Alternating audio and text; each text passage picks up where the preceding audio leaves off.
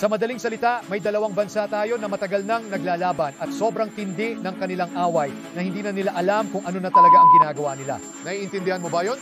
Nag-post ng Pangulo sa Truth Social ng ganito, quote, "Hindi raw politically correct gamitin ang salitang pagbabago ng rehimen kung hindi kaya ng kasalukuyang rehimen ng Iran gawing dakila ang kanilang bansa. Bakit walang pagbabago ng rehimen?"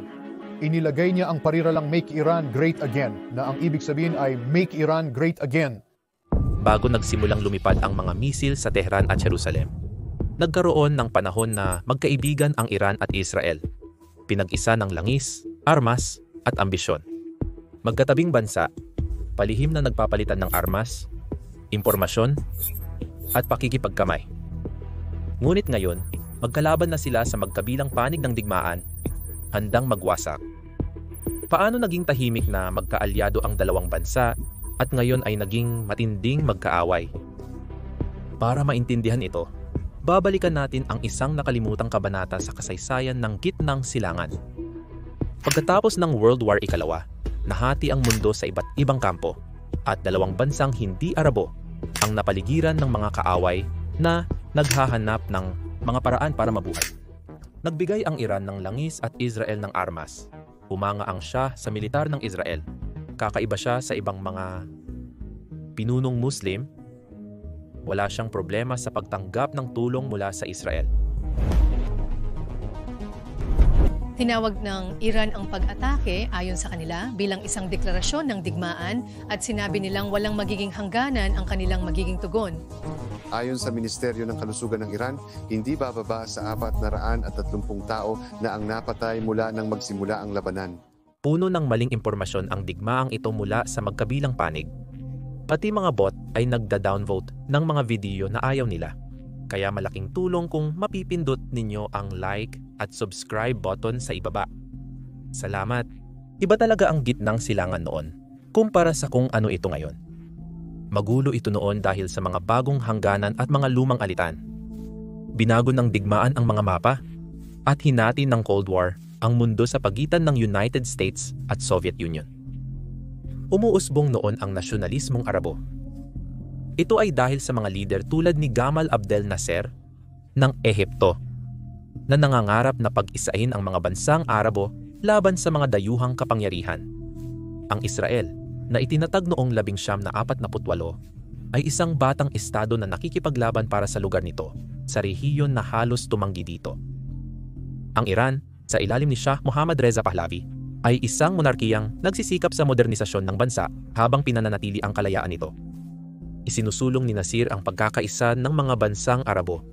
Itinuturing ang Israel na kaaway at ang Iran bilang karibal.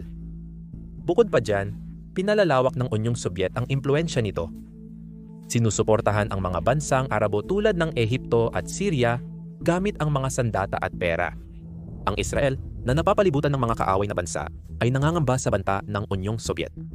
Para sa Iran, sa ilalim ng pamahalaang makakanluran ni Shah, nakakabahala rin ang ideya ng mga rehimeng sinusuportahan ng Unyong Sobyet sa kanilang mga hangganan.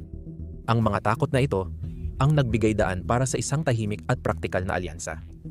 Hindi sila magkaibigan sa mainit na pampublikong paraan, ngunit sila ay magkaalyado na nangangailangan sa isa't isa upang makatawid sa isang mapanganib na mundo. Noong 1950 gumawa ang Iran ng matapang na hakbang. Bagamat hindi formal na kinilala ang Israel bilang estado, nagtatag ito ng de facto na relasyon. Ibig sabihin nito, kumilos sila na parang may ugnayan sila kahit hindi nila ito ipinagsisigawan. Napakalaking pangyayari nito sa rehiyong karamihan sa mga bansa ay tumatanggim pang kilalanin ang Israel. Sa likod ng saradong pinto, nagtulungan ang dalawa sa mga paraang kapwa nila pinakikinabangan. Isa sa mga pinakaunang at pinakamahalagang kasunduan ay tungkol sa langis. Kailangan ng Israel ng enerhiya para mapaunlad ang ekonomiya nito at maraming langis na maibebenta ang Iran. Pero hindi lang basta simpleng transaksyon sa negosyo ang mga ito. Ang mga lihim na kasunduan ay madalas may kasamang palitan ng langis para sa armas. Ang Iran ay magbebenta ng langis sa Israel kapalit ng mga armas o kaalamang pangmilitar mula sa Israel. Tahimik lang ang mga kasunduang ito dahil ayaw ng magkabilang panig na magalit ang kanilang kapitbahay na Arabo o mapansin ang kanilang pakikipag-alyansa. Habang dumadami ang umaagos na langis, mas lumalakas ang kanilang samahan. Ang langis ang nagpatatag ng kanilang ugnayan, na humantong sa isa sa mga pinaka-ambisyosong proyekto noong huling bahagi ng dekada 60. Nagtulungan ang dalawang bansa para itayo ang Eilat-Ashkelon Pipeline o Trans-Israel Pipeline. Para maintindihan bakit mahalaga ang pipeline, tingnan natin ang heograpiya. Hirap ang Israel sa pagdadala ng langis sa mga daungan nito kahit nasa tabi ito ng Mediterranean. Ang Suez Canal na kontrolado ng Ehipto ay madalas isinasara sa mga barkong Israeli, lalo na matapos ang krisis sa Suez noong 1956 na araw na digmaan noong 1967. Nais ng Iran maghatid ng langis sa Europa nang di umaasa sa Suez Canal. Isang masikip na daanan na naaapektuhan ng politika. Noong 1968, nagsanib ang Israel at Iran para magtayo ng 254 kilometrong pipeline. Umabot ito mula Eilat sa baybayin ng Red Sea ng Israel hanggang Ashkelon sa baybayin nito sa Mediterranean. Pinayagan ng pipeline na ito na makaiwas ang langis ng Iran sa Suez Canal, diretsyong makarating sa Israel at mga pamilihan sa Europa. Panalo para sa magkabilang panig. Nakakuha ang Israel ng tuloy-tuloy na supply ng langis at ang Iran naman ng maaasahang ruta para maibenta ang kanilang crudo. Ngunit hindi lang negosyo ang layunin nito. Ito ay simbolo ng pagkakaisa nila. Nagbahagi sila hindi lang ng kita, kundi pati na rin ng panganib. Pagtatayo at pagpapatakbo ng pipeline sa magulo at mapanganib na rehiyon ay nangangailangan ng tiwala o magkakaparehong layunin. Umasa ang Israel sa langis ng Iran para patakbuhin ang mga pabrika at militar nito, habang itinuturing ng Iran ang Israel bilang matatag na katuwang sa rehiyong puno ng di mapagkakatiwalaang bansa.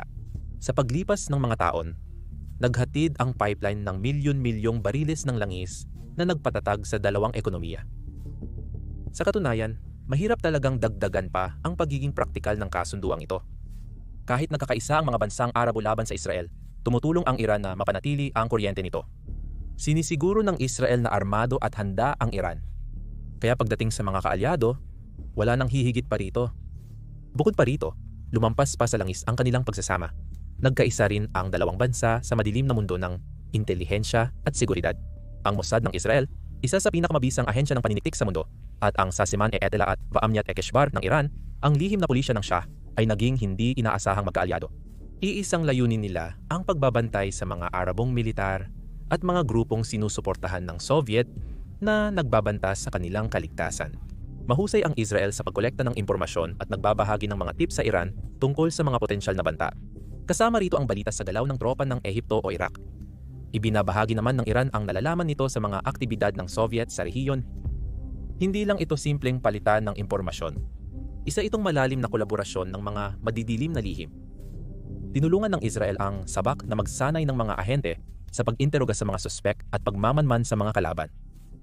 Noon, tinulungan ng mga espiya ng Israel ang lihim na pulisya ng Iran na maging mas epektibo, bagamat nakakapanibago isipin ito ngayon. Kung sasabihin mo ito ngayon, parang hindi magandang biro. Pero noon, talagang nangyayari ito. Hindi lang chismis tungkol sa kanilang mga kapitbahay ang saklaw ng palitan ng impormasyon na ito. Nakipagtulungan ang Mossad at Savak upang subaybayan at labanan ang mga grupong posibleng maghasik ng ligalig sa rehiyon. Mahigpit nilang binantayan ang mga militanteng grupo ng Palestino na nagkaroon ng impluensya noong 1960 dekada at 1970 dekada. Karaniwang tinatarget ng mga grupong ito ang Israel, ngunit nagdudulot din sila ng banta sa Iran na ayaw sa mga revolusyonaryong kilusang naghahasik ng kaguluhan sa sariling bansa. Ang pagsasanib ng yaman ng Israel at Iran ang nagbibigay sa kanila ng bentahe laban sa kanilang mga kaaway. Isa itong praktikal na kasunduan, batay sa katotohanang parehong napapaligiran ng mga banta ang dalawang bansa. Kailangan nila ang bawat kalamangan na makukuha nila. Gayunpaman, tulad ng lahat ng pagsasama, may mga kahinaan din. Wala namang perpektong samahan. Sa kabila ng mga positibong bagay, may mga tensyon din dahil kailangang balansehin ng Iran ang relasyon nito sa Israel at mga bansang Arabo. Itinago ng Shah ang koneksyon niya sa Israel para hindi ma-alienate ang mga bansang mayaman sa langis gaya ng Saudi Arabia at Iraq. Paminsan-minsan, kinokondena ng Iran ang Israel sa publiko para mapanatili ang itsura sa mga pagpupulong ng Arab League. Ngunit patuloy pa rin ang mga kasunduan sa likod ng eksena. Langis, armas, at intelihensiya ang nagsisilbing lifeline sa relasyon ng Israel. Napapaligiran ng mga kaaway, hindi ito pwedeng maging mapili sa mga kapartner. Pero hindi ibig sabihin nito na masaya sila sa ginagawa ng Iran na pagsasabay ng magkabilang panig. Para naman sa Iran, sa ilalim ng ambisyosong pananaw ng Shah na gawing moderno at mangibabaw sa rehiyon, naging kapaki-pakinabang na kaalyado ang Israel dahil sa kanilang galing sa militar at koneksyon sa kanluran. Para sa kanya, kailangan niyang laruin ang magkabilang panig para sa kapakanan ng kanyang bansa. Pagsapit ng dekada 70, nasa rurok na ang pakikipagpartner ng Iran at Israel. Ang Eilat-Ashkelon Pipeline ay nagpapadala ng langis. Nagtutulungan ang Mossad at Saziman-e Etela at Baamni at Ekeshvar, at nagtutulungan ang dalawang bansa para malagpasan ang problemang rehiyonal. Hindi man sila nag-holding hands o kumakanta ng mga awitin ng pagkakaibigan gaya ng maraming leader ngayon. Hindi na nila ito kailangan. Ang alyansa nila ay nakabatay sa kaligtasan, hindi sa ideolohiya. Pareho ang hinaharap nilang mga banta, impluwensya ng Soviet, nasyonalismong Arabo, at kawalang tatag sa rehiyon. Nakahanap sila ng mga paraan para magtulungan ng hindi gaanong napapansin. Isang maselang balanse, ngunit kumana ito ng halos 3 dekada.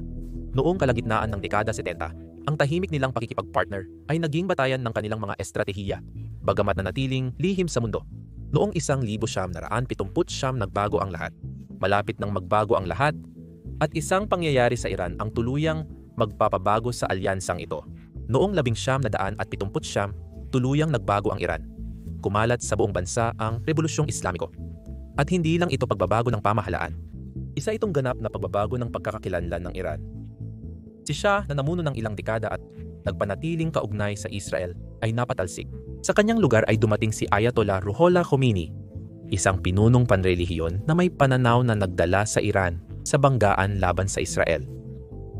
Para maunawaan kung bakit nauwi sa pagtatapos ng alyansa ang rebolusyong ito, suriin natin ang dinala ni Khomeini sa usapan.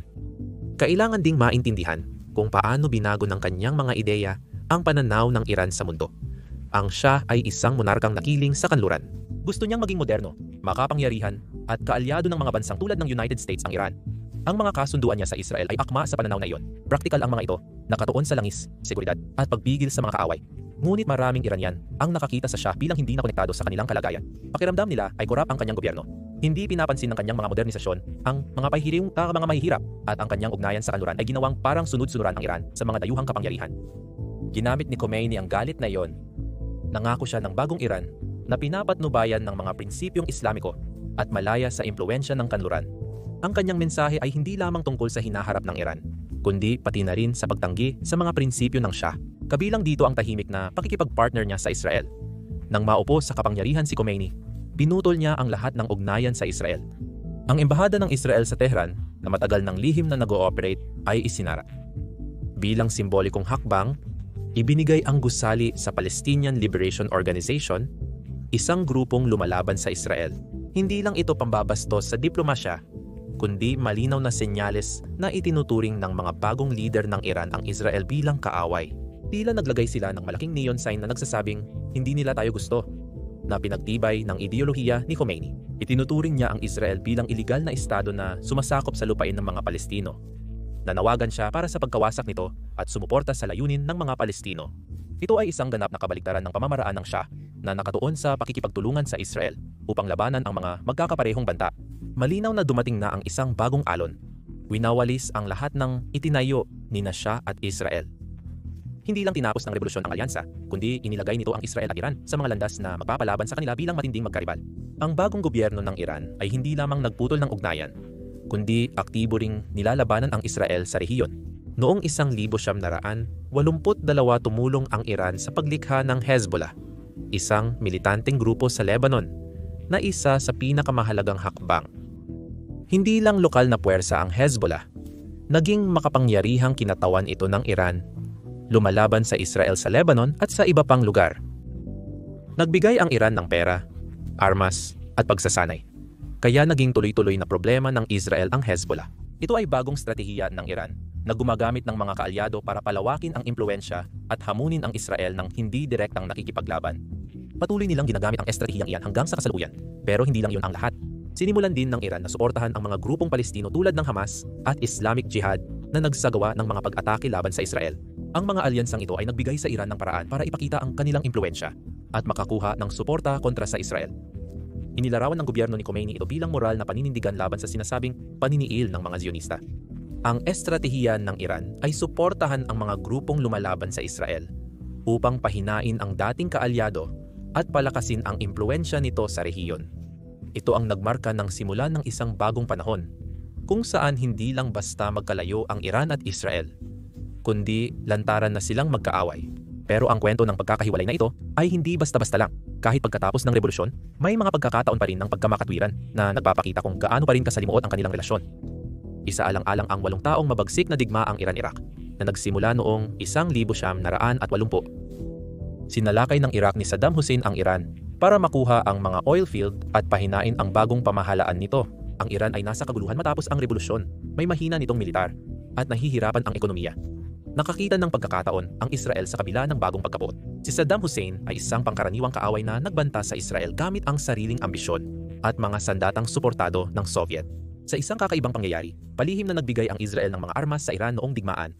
Nakaka-interes, di ba? Ang mga kasunduang ito sa armas, nakilala bilang Iran-Contra Affair kapag sangkot ang United States ay itinago sa publiko. Nagpadala ang Israel ng mga piyesa para sa mga armas gawa sa Amerika ng Iran, kabilang ang F-4 fighter jets at mga missile. Kapalit nito, nagbayad ng pera o tumulong ang Iran sa pagpapalaya ng mga bihag na hawak ng Hezbollah at iba pang grupo. Hindi inaasahan na tinutulungan ng Israel ng armas ang bansang may leader na nanawagan ng kanilang pagkawasak. Pero ipinapakita nito kung paano kayang manaig ng praktikal na pangangailangan kaysa ideolohiya. Gusto ng Israel na manatiling mahina ang Iraq at ang pagtulong sa Iran na makaligtas sa digmaan ay nagsilbi sa layuning iyon. At hindi lang basta-basta mga kasunduan sa armas ito.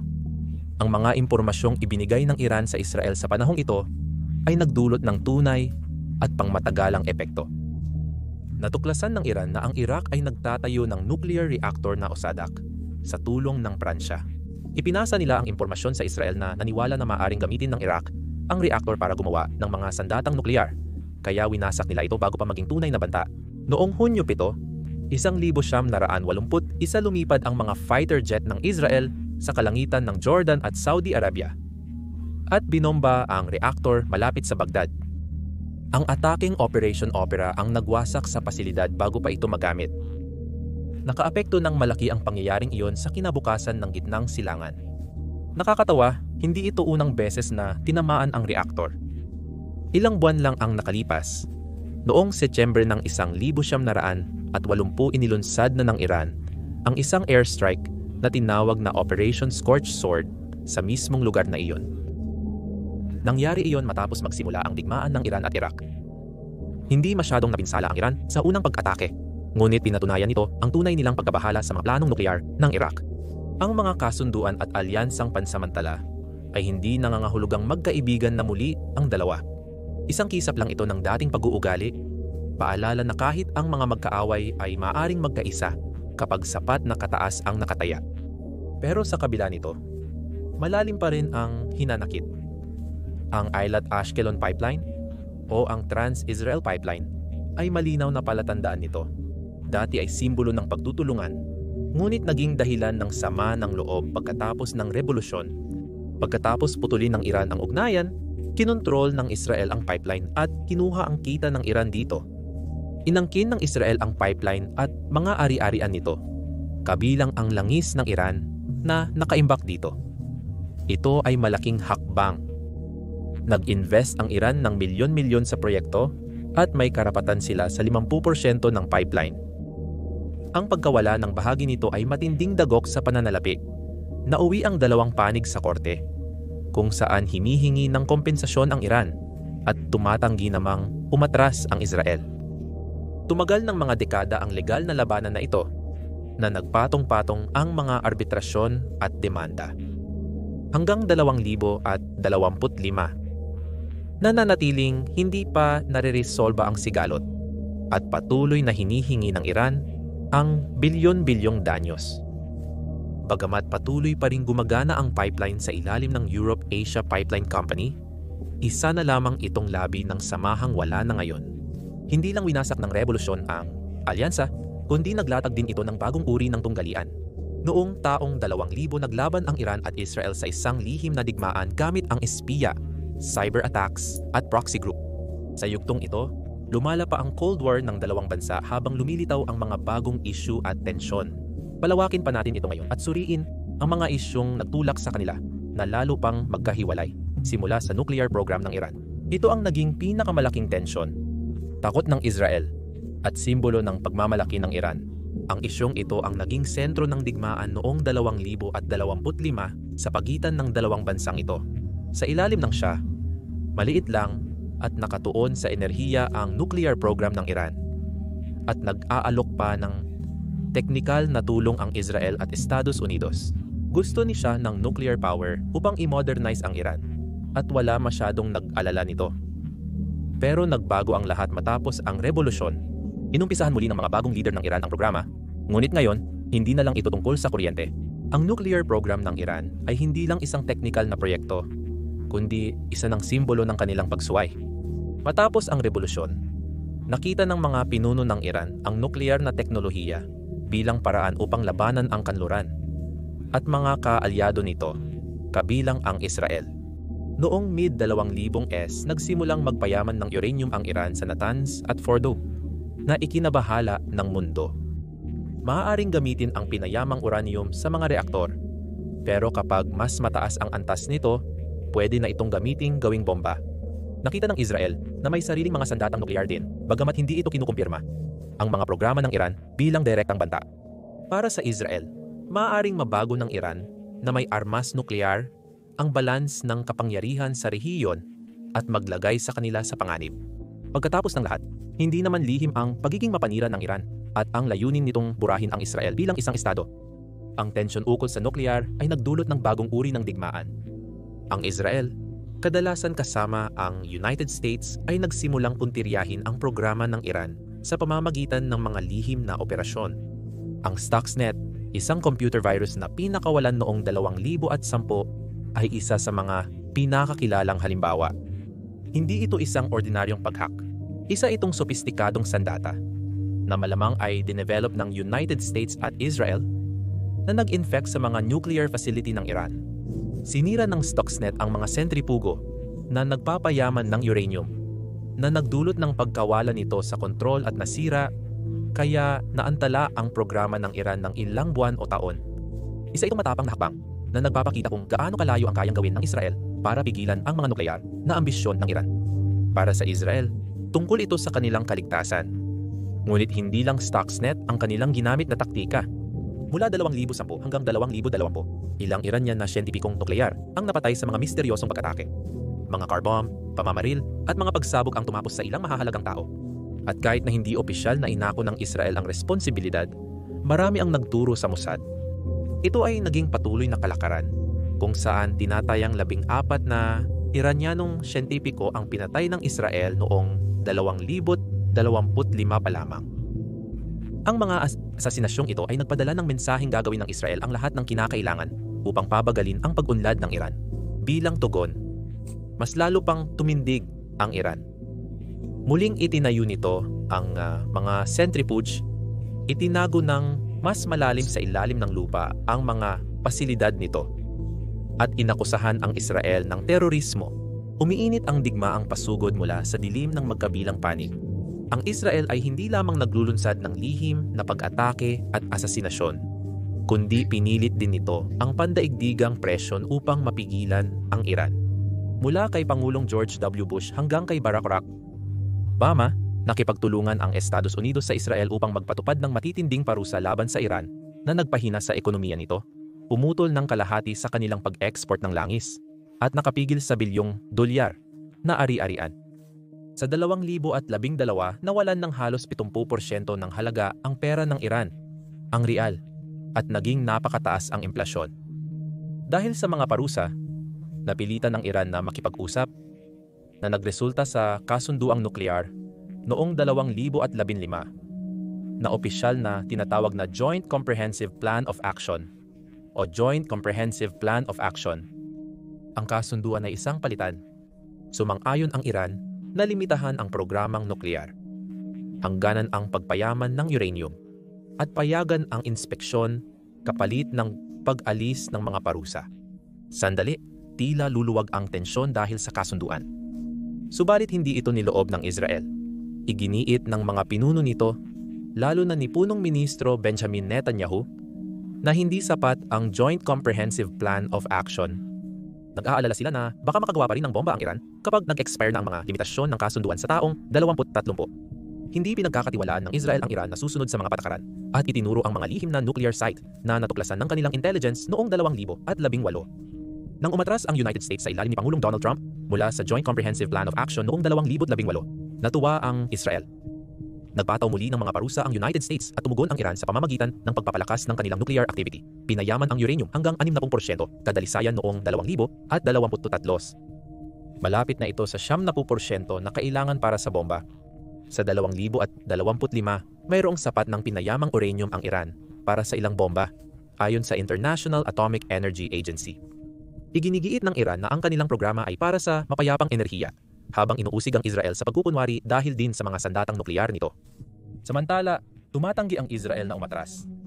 Sa kanilang pananaw, hindi dapat magkaroon ng anumang sandatang nuklear ang Iran. Makinig tayo kay Benjamin Netanyahu, punong ministro ng Israel, tungkol sa isyong ito. Nakikita ko na noon pa kung nagkaroon sila ng mga sandata ng malawakang kamatayan. Kung nagkaroon sila ng sandatang nuklear, malamang ay gagamitin nila ito. Malamang ay gagamitin nila ang mga yon. Sinubukan kong pigilan ito sa iba't ibang paraan. Sa sunod-sunod na mga pamahalaang pinamunuan ko, hindi ko palaging nakakamit ang kinakailangang mayorya o ang suporta ng mga ahensya ng seguridad. Kinailangan ko ring tutulan ang plano ng isang Amerikanong presidente na gumawa ng kasunduan na sa tingin ko ay naglatag ng gintong daan para sa Iran patungo sa nuclear enrichment. Kaya, sa lahat ng paraan na kaya ko, sinubukan kong pigilan ng Iran. Napigilan namin sila sa pamamagitan ng mga hakbang tulad ng pagtanggal sa kanilang mga siyentipiko habang sunod-sunod ang aking termino at iba pang mga pamamaraan na ginamit namin. Naantala namin sila ng halos isang dekada pero hindi namin sila tuluyang napigilan. Ang labanan ay hindi lamang tungkol sa mga nuklear. Kumalat ito sa buong rehiyon kung saan naglaban ang Iran at Israel gamit ang mga proxy. Sa Syria, sinuportahan ng Iran si Pangulong Bashar al-Assad noong digmaang sibil. Nagpadala sila ng pera, armas at mga mandirigma ng Hezbollah para mapanatili siya sa kapangyarihan. Nag-airstrike ang Israel laban sa mga target ng Iran at Hezbollah sa Syria dahil nababahala sila sa lumalaking impluensya ng Iran malapit sa kanilang hangganan. Pagsapit ng 2023, nakapagsagawa na ang Israel ng mahigit 400 pag-atake ayon sa mga ulat, tinatamaan ang mga konvoy ng armas, base at imbakan. Ang mga pag-atake ay hindi random, kundi bahagi ng estratehiya para hadlangan ng Iran na magkaroon ng permanenteng presensya sa Syria. Ang Lebanon ay isa pang larangan. Ang Hezbollah, kinatawan ng Iran, ay madalas na nakikipaglaban sa Israel. Ang digmaan sa Lebanon noong 2006 na nagpakita sa lakas ng Iran bilang kakampi ng Hezbollah laban sa Israel ay nagtapos ng tabla. Patuloy lamang silang naging mas malakas habang lumilipas ang panahon. Ngayon, ang arsenal ng Hezbollah ay mayroong 10,000 mga rocket. Ang ilan dito ay kayang tumama hanggang sa kaibuturan ng Israel. Ang tinatayang $700 milyong na suporta ng Iran taon-taon ang nagpapanatiling armado at handa ang Hezbollah. Bilang tugon, mahigpit na binabantayan ng Israel ang Lebanon at hinaharang ang mga padalang armas. Ngunit hindi Lebanon ang huling labanan. Nagpatong pa ng panibagong antas ang Yemen. Sinuportahan ng Iran ang mga rebelding Houthi na nagpaputok ng mga misil at drone sa Israel mula nang tumindi ang labanan sa Gaza noong 2023. Ang mga pag-ataking ito na madalas nasasabat ng Israel ay nagpapakita sa lawak ng abot ng Iran. Hindi man katabi ng Houthis ang Israel, naging bahagi sila ng malawak na labanan dahil sa tulong ng Iran. Sa mga proxy na labanan talaga, nagiging magulo ang tunggalian na ito. Bukod sa Syria, Lebanon at Yemen, ginagamit ng Iran at Israel ang mga kaalyadong grupo para makipaglaban ng hindi nahaharap sa isang ganap na digmaan. Sa Iraq, sinusuportahan ng Iran ang mga Shia militia na umatake sa mga interes ng United States at Israel. Noong 2020, isang ganoong grupo ang nagpaputok ng mga rocket sa hilagang hangganan ng Israel. Isang bihira, ngunit matapang na hakbang. Ang Israel naman ay tumarget sa mga padala ng armas ng Iran sa Iraq na may mga ulat ng airstrikes hanggang nitong 2024. Ang mga gantihang pag-atake ang nagpapatuloy sa labanan. Walang panig ang gustong magpalala ng sitwasyon ngunit walang umaatras. Ang pandaigdigang entablado ay lalo pang nagpapakomplikado sa sitwasyon. Ang Israel ay mahigpit na kaalyado ng United States na nagbibigay ng tulong militar bawat taon at nagbabahagi ng impormasyon ukol sa Iran. Sa ilalim ng isang 10 taong Memorandum of Understanding na nilagdaan noong 2016, nangako ang United States na magbibigay ng 3.8 bilyon taon-taon bilang tulong militar sa Israel mula 2019 hanggang 2028. Kasama rito ang 3.3 bilyon para sa foreign military financing at 500 milyon para sa kooperasyon sa missile defense.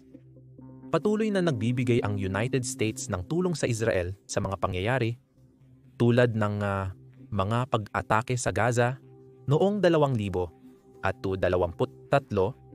Habang nangyayari iyon, ang Iran naman, sa kabilang banda, ay naging mas malapit sa Russia at China.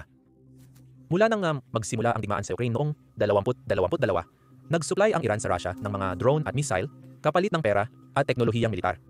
Sa 2025, tinutulungan ng Russia ang Iran na magtayo ng mga bagong nuclear reactor na ikinababahala ng Israel.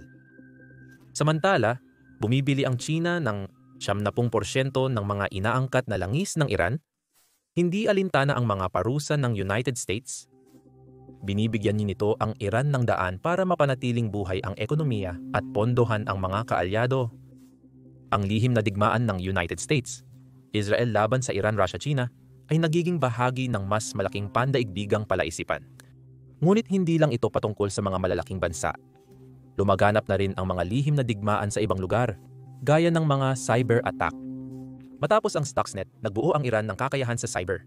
Noong 2020, inatake ng mga Iranyanong hacker ang mga water system ng Israel. Nilalayo nilang guluhin ang antas ng chlorine na maaaring makapagpalason sa mga sibilyan. Gumanti ang Israel.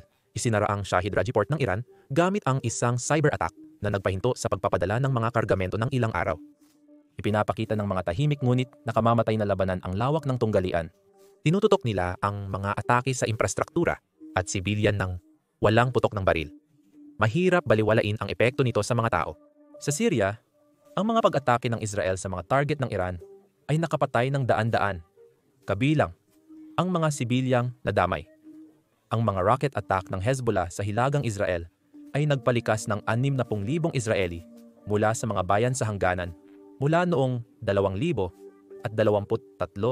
Sa Yemen, ang mga pag-atake ng Houthi na konektado sa Iran ay nakaapekto sa pagpapadala sa Red Sea na nagdulot ng pagtaas ng 10% sa pandaigdigang presyo ng langis noong 2024.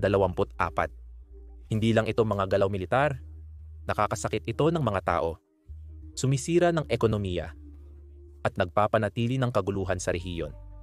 Sa 2025, walang palatandaan na bumabagal ang shadow war. Patuloy na pinapalala ng mga proxy group ang labanan mula Gaza hanggang Golan Heights. Dahil mataas ang panganib ng digmaan, magtanong kung paano makaatras ang Iran at Israel mula sa bingit ng kaguluhan. Parang malabong mangyari na magkamayan ulit ang dalawang bansang ito. Lalo na ngayon na may mga lumilipad na misil at napakababa ng tiwala sa isa't isa. Ngunit ipinakita ng kasaysayan na maging ang mga matinding magkalaban ay maaaring magkasundo sa tamang pagkakataon. Tuklasin natin ang mga paraan para magkaroon ng kapayapaan o mabawasan ang tensyon sa pagitan nila sa pamamagitan ng pagsusuri sa mga diplomatic efforts, praktikal na hakbang, at mga taong maaaring magdulot ng pagbabago. Hindi ito madaling landas, ngunit may mga di inaasahang pangyayari na sa gitnang silangan noon at may mga senyalis ng posibilidad na dapat tuklasin. Ang pabago-bagong alyansa sa rehiyon ay maaaring magbukas ng mga dating nakasarang pintuan. Pinagkasunduan ng Saudi at Iran noong 2023 sa pamamagitan ng China. Sa loob ng maraming taon, ang Saudi Arabia at Iran ay nakasangkot sa sarili nilang Cold War, sumusuporta sa magkaibang panig sa Yemen at Syria. Ang Saudi Arabia, isang higanting Sunni, ay nakitang banta ang Iran na pinamumunuan ng Shia sa kanilang impluensya at lihim na nakipagsanib puwersa sa Israel upang labanan ang mga proxy ng Iran. Ngunit binago ng detente ang mga bagay. Nagbukas muli ang dalawang bansa ng mga embahada, nagsimulang mag-usap tungkol sa kalakalan at nagkasundong pahupain ang proxy wars. Binawasan ng Saudi Arabia ang suporta nito para sa mga kontra-Houthi sa Yemen, habang inalis ng Iran ang ilang tagapayo mula sa mga rebeldeng Houthi. Hindi ibig sabihin nito'y magkaibigan na sila, ngunit ipinakikita nito na kayang bawasan ng magkaribal ang tensyon kung kinakailangan. Maaring ito ang pagkakataon para sa Israel. Kung hindi na masyadong nanganganib ang Iran mula sa mga karatig bansa, maaring hindi na ito kailangang umasa sa Hezbollah para ipakita ang kapangyarihan nito. Ang hindi gaanong agresibong Iran ay maaaring mga hulugan ng mas kaunting mga rocket na nakatutok sa mga hangganan ng Israel. Pero may kapalit ito. Ang mas malakas na Iran, na suportado ng China at malapit sa Saudi Arabia, ay maaaring hamunin ang kalamangan ng Israel sa militar. Gayunpaman, pinatunayan ng pagbabagong ito na nakawala na ang rehiyon sa mga lumang alitan. Magandang simula ito. Sinubukan na rin ang diplomasya noon kahit na hindi ito palaging nagtagumpay. Noong unang bahagi ng 2000s, halos nakipag-usap ang Iran at Israel sa mga lihim na channel.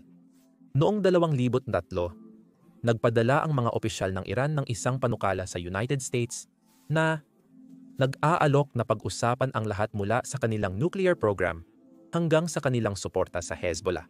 Nagpahiwatig sila na kikilalanin ang karapatan ng Israel na umiral, isang malaking hakbang. Nag-alinlangan ang Israel at United States sa ilalim ni Pangulong George W. Bush sa alok, sa pag-iisip na masyadong mahina ang Iran para makipagnegosasyon ng seryoso. Kung babalikan, isa iyon na sayang na pagkakataon. Kamakailan, tahimik na naging tagapamagitan ang Oman. Noong 2013, nag-host ang Oman ng mga lihim na pag-uusap sa pagitan ng mga opisyal ng United States at Iran na naging pundasyon ng kasunduang nuklear noong 2015. Nag-alok ang mga neutral na pinuno ng Oman na mamagitan sa pagitan ng Iran at Israel. Si Benjamin Netanyahu, punong ministro ng Israel, ay inimbitahan sa Muscat para sa isang pambihirang pagbisita upang simulan ang isang dialogo. Wala pang nangyari rito, ngunit maaring subukan muli ng Oman base sa kanyang kasaysayan. Isipin ang isang lihim na usapan noong 2022 kung saan dinalhan ng mga diplomat ng Oman ang Tehran at Jerusalem ng mga mensahe. Hindi ito magiging kasunduan sa kapayapaan, ngunit maaaring maging simula ng pagkakasundo na pansamantalang ihinto ang gawaing nukleyar kapalit ng pagpapaluwag ng mga parusa. Maaaring simulan ng mga diplomatikong ito ang mga praktikal na hakbang, tulad ng isang kasunduan sa panrehiyong seguridad na matagal nang iminungkahi ng mga eksperto. Ang gitnang silangan ay parang pulbura, puno ng nukleyar na ambisyon, proxy wars, at makapangyarihang bansa na lumalalim sa gulo. Maaaring magtakda ng mga patakaran ng isang kasunduan. Kailangan ihinto ng Iran ang mga airstrikes sa nuclear site, paglimita ang pagsuporta sa Hamas at Hezbollah, limitahan ang pagpayaman ng uranium sa 3.67% na antas noong 2015 kasunduan at payagan ang inspeksyon. Kailangan itigil ng Israel ang mga pag-atake sa Syria na nakapatay na raw ng daan-daang tao mula 2000 at 18 ayon sa mga ulat ng Syria. Ayaw isuko ng magkabilang panig ang kanilang kalamangan, ngunit maaaring magkaroon ito ng malaking kapalit. Maaaring makakuha ng luwag sa mga parusa ang Iran na makakatulong sa kanilang lumiit na ekonomiya mula noong 2018.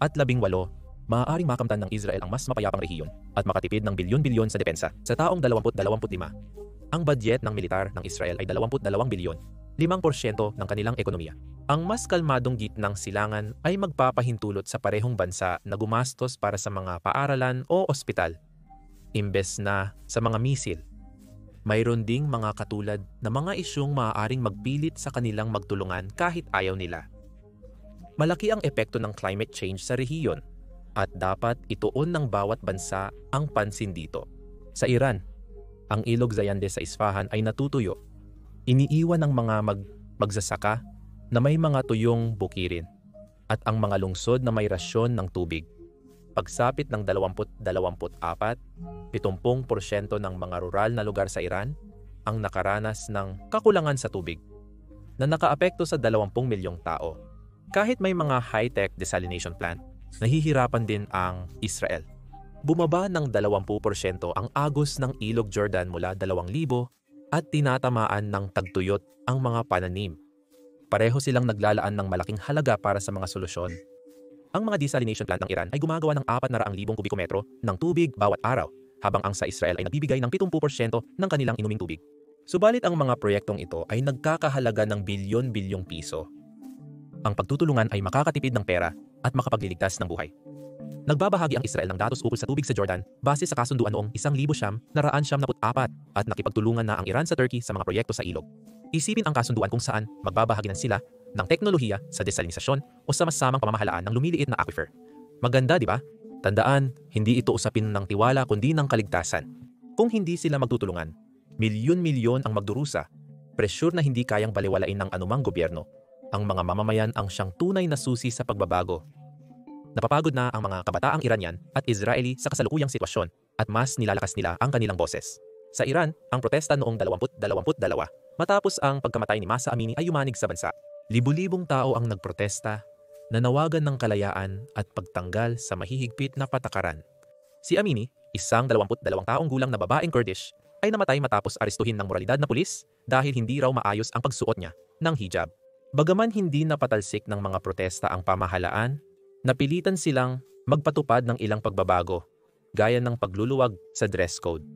Sa taong 2025, ang kabataan ng Iran, 60% ng populasyon ay wala pang 30 taong gulang, ay nagnanais ng trabaho at mas magandang kinabukasan, hindi ng walang katapusang pagtatalo tungkol sa ideolohiya. Konektado sila online sa mga plataporma tulad ng Instagram, nagbabahagi ng mga ideya sa kabila ng mga paghihigpit ng pamahalaan. Noong 2023 sa Israel, nagprotesta ang mga tao laban sa plano ng pamahalaan na baguhin ang sistema ng korte. Libu-libong tao ang nagmarcha. Ipinapakita ang publiko na pagod na sa pagkakabahabahagi. Maraming kabataang Israeli sa mga tech hub gaya ng Tel Aviv ang nagmamalasakit sa mga startup at katatagan. Hindi lang sa seguridad. Ang mga henerasyong ito ay may ibang mga hinanakit kumpara sa kanilang mga leader. Ang estudyanteng Iranian sa Tehran ay nangangarap mag-aral sa ibang bansa, samantalang ang Israeli programmer sa Haifa ay nagnanais ng kapayapaan para makapag-focus sa kanyang app. Kung lalakas ang mga tinig na ito, maaari nilang hikayatin ang mga leader na unahin ang praktikal na kasunduan imbes na lumang galit. Huwag tayong masyadong umasa ng hindi tinitingnan ang mga hadlang. Ang tiwala ang pinakamalaking balakid. Itinuturo ng Israel ang mga lihim na nuclear files ng Iran na ninakaw ng Mossad noong 2018 bilang patunay na hindi ito mapagkakatiwalaan. Tinuturing ng Iran na terorismo ang 500 airstrikes ng Israel sa Syria. Isa pang pader, ang ideolohiya. Patuloy na tinatatawag ng mga pinuno ng Iran na hindi lehitimo ang Israel at pinapalakpakan ng mga tao ang mga sigaw laban sa Zionismo. Inilalarawan ng gobyerno ng Israel na mas pumapanig sa kanan mula 2022 ang Iran bilang banta sa kanilang pag-iral para mangkakuhan ng boto kahit sa pandaigdigang entablado. Sinusuportahan ng United States ang Israel ng 3.8 bilyon kada taon bilang tulong, habang ang Iran naman ay tumatanggap ng 2 bilyon na armas mula sa Russia. Sa mga alyansang ito, tila pagtataksil ang kompromiso. Ngunit sa gitnang silangan, hilig pa rin ang mga biglang liko ng kwento. Ang Arab Accords na nagdudugtong sa Israel at United Arab Emirates ay hindi maiisip 10 taon na ang nakaraan. Ang sariling kasaysayan ng Iran, tulad ng pagbebenta ng langis sa Israel noong dekada 60 at pagbili ng mga armas noong dekada 80 ay nagpapakita na maaaring manaig ang pagiging praktikal.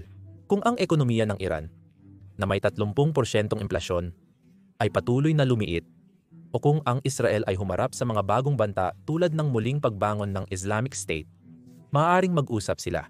Ang isang kasunduan sa nuklear, tubig o kalakalan ay maaaring maging unang hakbang. Hindi dahil sa pagmamahal, kundi sa pagiging magastos ng labanan. Malabong mangyari, pero sa isang rehiyong puno ng sorpresa, hindi ito imposible.